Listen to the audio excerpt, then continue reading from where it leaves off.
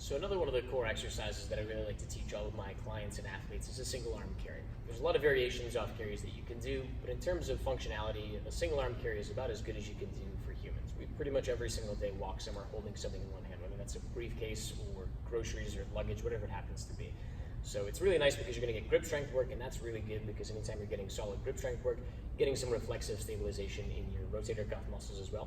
We're going to get dynamic stabilization of the core on the opposite side, as long as the person isn't leaning towards that side or leaning away from the kettlebell. And we're also going to get pretty good balance and stability work in the hip and the foot, because every step is basically a balance challenge with body weight plus whatever the implement weighs. So I always have people start in their non-dominant hand. So I'm going to have Blake grab that kettlebell in his left hand. And the things that I'm looking out for as a coach is making sure that he stays upright. I'm going to let him walk down and come back. Making sure that he's not leaning away from that kettlebell. If he does start to lean away from that kettlebell, just remind him to lean towards it very slightly until he's upright.